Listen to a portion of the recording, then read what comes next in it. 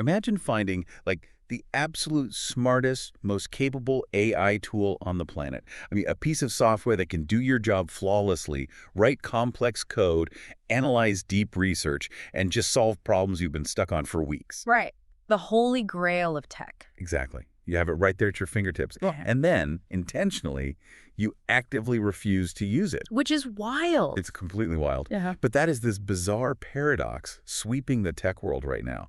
You are constantly learning, adopting new tools, trying to stay ahead of the curve. So you've probably felt this friction yourself. Oh, absolutely. It completely shatters the normal software adoption curve. I mean, usually a company builds a vastly superior product, and the incentive is to make it incredibly sticky, so that you integrate it into every single minute of your workflow. Yeah, they want you living in the app. Right.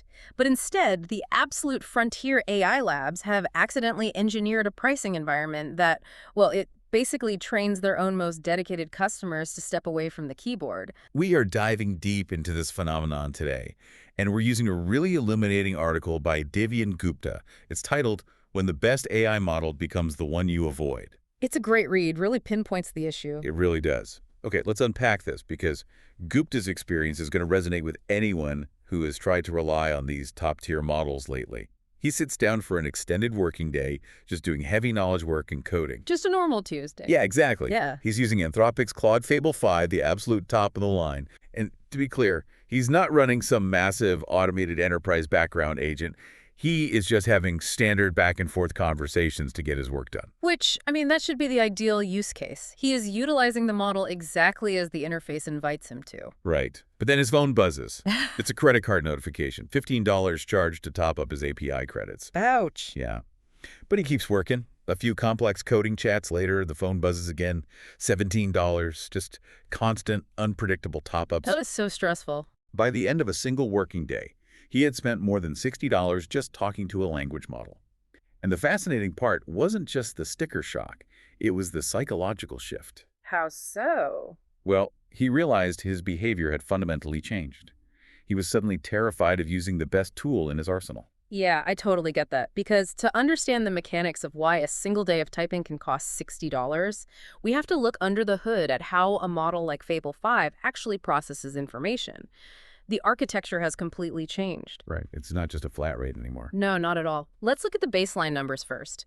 Fable 5 API access runs at $10 per million input tokens and $50 per million output tokens. $50. That output cost is incredibly steep. It is. But, static token prices alone don't actually explain the wild unpredictability Gupta experienced. So what's driving the crazy variance? The unpredictability comes from a relatively new mechanism Fable 5 utilizes, known as adaptive thinking. Oh, right. Yeah, so older generation language models essentially did a single linear pass to generate an answer. You gave it a prompt, it calculated the next most likely words, and it stopped. Simple.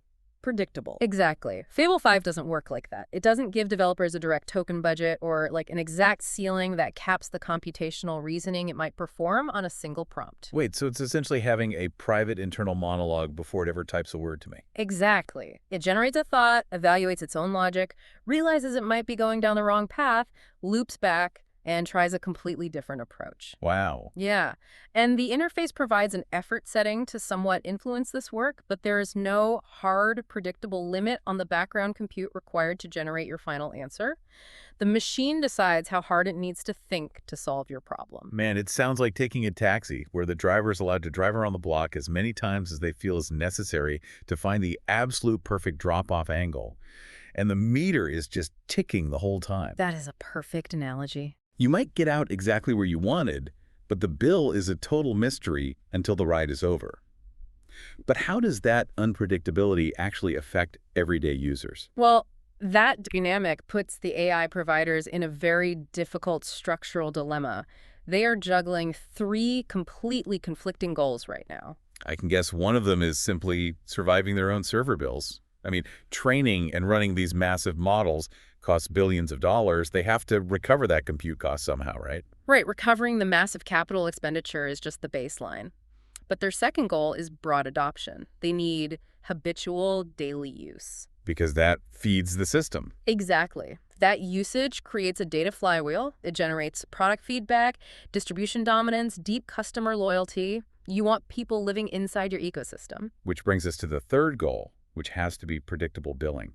You can't ask a business or even an individual to build their daily workflow around a tool if they don't know whether a Tuesday project is going to cost $3 or $30. You really can't. But a flat, unlimited monthly fee is a financial death trap for these frontier labs right now. Why is that? Think about the variance in user behavior.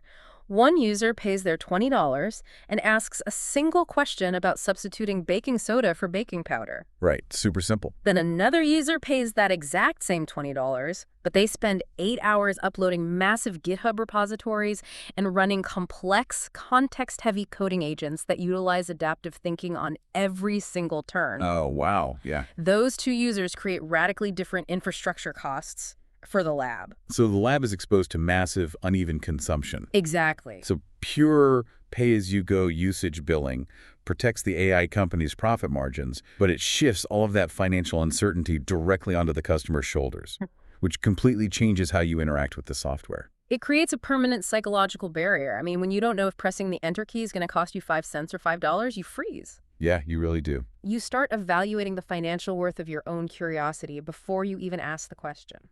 But if the taxi meter is that stressful, how are people actually using these top-tier tools without going completely crazy? Because millions of people are still using frontier models every day. They are. And this brings us to a really interesting divide in the industry. It comes down to how different companies are choosing to package the exact same fundamental math problem. Let's look at OpenAI's flagship model, GPT 5.6 Solsolon. All right. Its underlying API price is $5 per million input tokens and $30 per million output tokens. Which is considerably lower than Fable 5's $10 and $50 split. But it remains fundamentally expensive, usage-based pricing at the raw API level. Right. But the experience of using it is completely different. In ChatGPT, GPT 5.6 Solus is the engine powering the medium and high reasoning options on their eligible paid plans. Yes. And crucially, it is included subject to the plan's overall usage allowances, rather than placing every single conversation you have directly on a pay-as-you-go credit card meter. What's fascinating here is that the compute is never truly free for anyone. Both of these frontier systems are metered behind the scenes. Somebody's paying for the electricity. Exactly. The radical difference is the visibility of that meter to the end user. It's a strategic choice in product packaging. Anthropic approaches this quite differently. How so? If you are on their top-tier Max plan, their premium team plan, or an enterprise contract, Fable 5 includes up to a 50% weekly usage limit at no extra cost. Okay, that sounds fair. But, and here is the kicker, if you are an individual on a pro plan or just a standard seat, Fable 5 bypasses those soft limits entirely and runs directly on usage credits from the very first prompt. Ah, so for that standard user, the abstraction is completely stripped away. Every single interaction is tied to a real-time, visible financial transaction. Yes. Well, OpenAI absorbs a defined amount of that flagship model usage within their subscription before any limits hit, hiding the brutal reality of the compute costs from the user for as long as possible. But let me push back on this a little bit. If both systems are eventually going to cut you off, or eventually force you to upgrade and pay more, does the psychology of the visible meter really matter that much? Aren't we just talking about a UI difference? The bill is going to come due either way. Immediate financial feedback permanently alters problem-solving behavior. I mean, this is a well-documented behavioral economics principle. Well, literally, just seeing the cost changes how you think. Completely. When the cost of every additional interaction is visible in real time as the work happens, you begin deciding whether another conversation is worth the literal charge you are about to see. You are constantly doing mental math, weighing your own productivity against literal pennies and dollars. I do that. I'm like, do I really need to ask the AI to clarify that one tricky variable? Or can I just stare at the documentation for 10 minutes and figure it out myself to save $2? Yes. You ration your own intelligence gathering. Which defeats the entire purpose of having an AI assistant in the first place. It absolutely does. When Frontier Access sits comfortably within a predictable subscription allowance, the model is treated as a default tool. It becomes background infrastructure, like electricity or Wi-Fi. You just flip the switch and don't think about it. Exactly. So the core question for these frontier labs isn't just about how to price intelligence. It is whether their packaging encourages customers to utilize the absolute best model as a daily default, or if it trains them to lock it in a glass case and only break it out for extreme emergencies. So if people are terrified of the meter on Fable 5, they're naturally going to look for off-ramps. And users and businesses aren't just complaining about this, they are structurally adapting their workflows. Oh, massively. They are building entirely new systems specifically designed to avoid using the smartest model. And Anthropic clearly saw this behavioral shift happening because look what they just dropped into the market. Anthropic released Opus 5 on July 24th, positioning it directly underneath Fable 5 in their model hierarchy. And this is where the dynamic gets incredibly wild for anyone trying to optimize their workflow. Opus 5 costs exactly half the API price of Fable 5. Half. It immediately became the default model on the Claude Max plan, and the strongest model included on the Claude Pro plan. But the cost is only half the story. The capability of this cheaper model is just staggering. It really is. When analyzing Anthropic's own self-reported benchmarks, Opus 5 does far more than just hold its own as a budget option. It achieves state-of-the-art status on both Frontier Bench and GDP Valet. And for those who don't know, those are broad, rigorous evaluations of general reasoning and complex capability, right? Exactly. Very tough tests. Let's break down a couple of these specific benchmarks because the alphabet soup can sometimes obscure what's actually happening here. Take Cursor Bench, for example. Sure. This isn't just a generic trivia test. It specifically evaluates heavy-duty, real-world coding capabilities and how well a model manipulates large code bases. Opus 5 comes within 0.5% of Fable 5's peak performance on Cursor Bench. Which is insane. It is effectively a statistical tie on coding ability, but at half the cost. And the performance metrics become even more disruptive when you look at agentic tasks. Like Oswald 2.0. Yes, on Oswald 2.0, which tests how effectively an AI can autonomously navigate a computer operating system, clicking, typing, executing complex, multi-step workflows like a human would, Opus 5 actually surpasses Fable 5's absolute best result. Wait, it beats it. It beats it. And it does that at slightly more than 1/3 of Fable 5's cost. So the practical winner for a user is no longer the mega model sitting at the absolute bleeding edge of the capability frontier. The winner is the model that is 99% as smart, but cheap enough to actually keep inside your daily workflow without triggering a panic attack over the API bill. Exactly. And this realization is driving a massive architectural shift across the entire tech sector. It's known as multi-model orchestration. Okay, what does that actually look like in practice for a business? It functions as a literal budget firewall.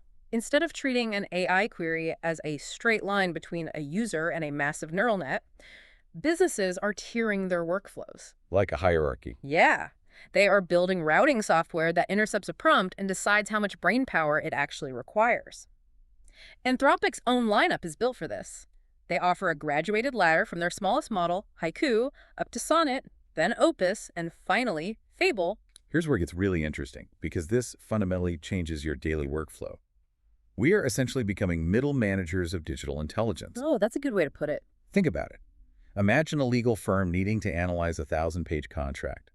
You don't send the entire document to the most expensive mega brain. You delegate. Right. You have the cheapest intern model, like Haiku, quickly scan the document just to locate the relevant liability clauses.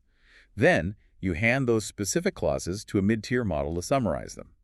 You are only knocking on the door of the CEO model Fable 5 to analyze one highly ambiguous, high-risk paragraph at the very end. That tiering process is the absolute essence of AI FinOps. Cost control is no longer an accounting exercise where you review an invoice at the end of the month and, yell at your engineering team. Which is how it used to be. Right.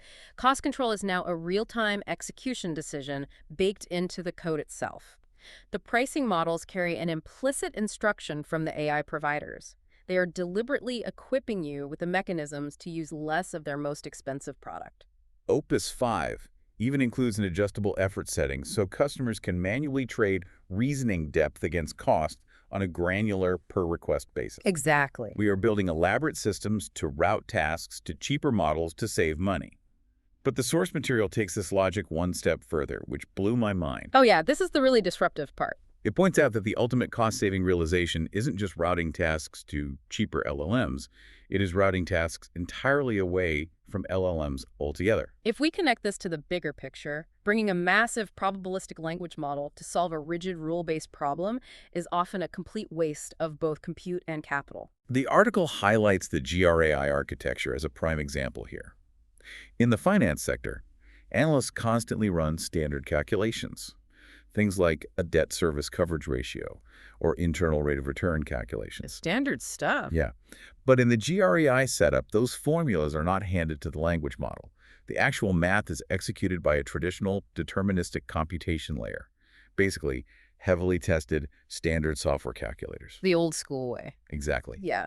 The LLM is kept completely out of the loop until the math is finished. It is only brought in at the very end to interpret the resulting metrics, highlight the underlying assumptions for the user, and generate the final written report. Because asking an LLM to perform specific lookups or rigid mathematical formulas introduces unnecessary financial overhead. But honestly, far more critically, it introduces dangerous variability into a process that demands absolute consistency. Right. A probabilistic model is designed to predict the next most likely token. It is not fundamentally designed to act as a calculator. Wait, let me pause you right there. Because the narrative we hear every single day is that these models are reaching frontier-level genius. Oh, for sure. People say they are passing the bar exam, they are writing complex, multi-tiered software applications from scratch. Are we seriously saying that even as these systems achieve this massive level of intelligence, they still shouldn't be trusted to do basic deterministic math?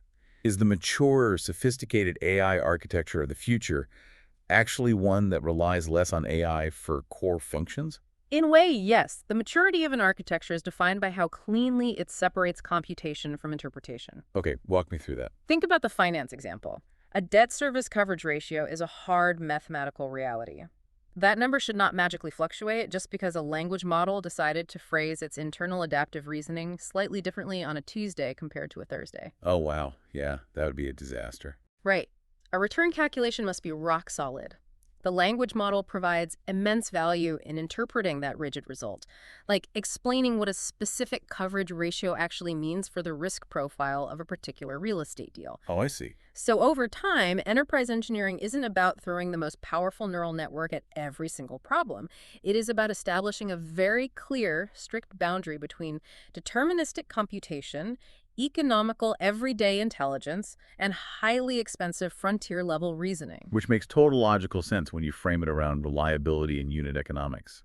But if users in massive enterprises are aggressively routing work to cheaper models and simultaneously pushing the core math back to traditional software calculators, what happens to the market dominance of the big proprietary frontier labs? Well, they're facing a profound strategic vulnerability. Yeah. Every single time a developer or an enterprise gets hit with an unexpected massive bill from a premium model, it strongly incentivizes them to explore open-weight alternatives. The article specifically points to Moonshot AI's Kimi K2 series, which caused waves recently because it was released under a modified MIT license. We should probably clarify a technical distinction here. Open-weight is not the exact same thing as fully open source, right? Correct. Releasing the model weights allows anyone to run the model, but it doesn't necessarily mean the creators have released the underlying training data, the original training code, or, the full transparent documentation of how the model was built. But even just having the weights gives businesses incredible leverage. It gives an enterprise the ability to self-host the model on their own private servers. It allows them to avoid being completely locked into a single proprietary API ecosystem. Which is huge for enterprise. And most importantly, it allows them to negotiate. Yeah. A model like Kimi K2 doesn't actually need to beat Fable 5 on every single benchmark to be deeply disruptive. It just needs to be good enough to handle the vast majority of routine, daily work, so a company doesn't have to keep the Fable 5 meter running constantly. And metered pricing at the highest end isn't going to disappear entirely. I mean, mature cloud computing providers like Amazon Web Services didn't abandon usage-based billing as massive enterprises adopted the cloud. They just adapted. Exactly. They introduced financial mechanisms for predictability. Think of AWS savings plans or OpenAI scale tier, where an enterprise customer commits to purchasing a defined volume of input and output token capacity upfront, usually for a minimum of 30 days. So they buy a bucket of tokens. Right. The meter still exists, but the business has purchased a predictable financial envelope to operate within. So what does this all mean for the end game of the absolute best models on the planet? If Fable 5 wins all the headlines and tops the benchmark leaderboards, but gets relegated to being an escalation engine, a tool that is only called upon when the cheaper models fail, Or when the deterministic math layers can't handle a highly ambiguous query, like designing a massive software architecture from scratch or doing high-stakes code verification. Yeah. Is that actually a bad business to be in? Mm-hmm. Or is being the highly paid, expensive specialist still a massive win for these labs? Well, being the escalation engine can absolutely remain a highly profitable specialized market. I mean, Yeah. corporations will readily pay premium, eye-watering prices when a frontier model can compress 3 weeks of valuable human engineering work into 30 Sure. seconds. The ROI is obvious there. But strategically, over a 5 or 10-year horizon, it is a massive risk. Because by pricing themselves out of the daily workflow, they are losing their status as the default starting point. They are losing the primary interface through which consumers and employees conduct their everyday business. They lose the habit. Exactly. If I start every morning in Opus 5, Opus 5 owns my workflow. When the cost of using the absolute best model becomes difficult to predict, customers do more than just complain about their invoice. They actively learn how to build entire software architectures that don't rely on it. So the frontier model might earn a higher profit margin on every single interaction, but it will gradually receive a dramatically smaller share of the customer's overall work. Man. So, to synthesize this entire journey, we started with a $60 daily bill that literally trained a power user to stop using the most capable software ever created. A tough pill to swallow. Yeah.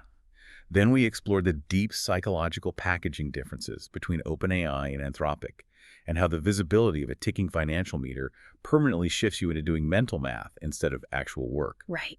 We unpacked the rise of multi-model orchestration, how businesses are building budget firewalls, delegating the heavy lifting to incredibly capable but cheaper models like Opus 5, and relying on traditional deterministic layers for hard math.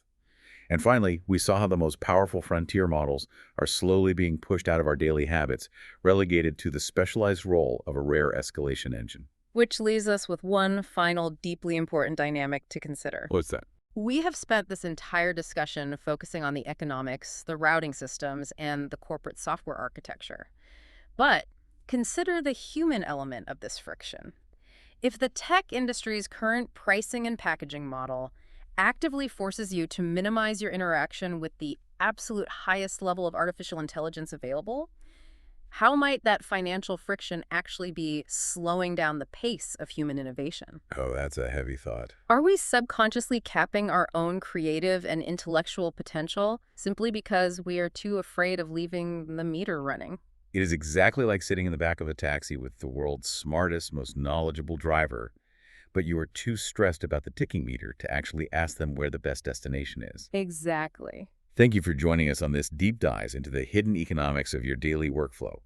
Keep questioning the systems and the tools you use every day, and we'll catch you on the next one.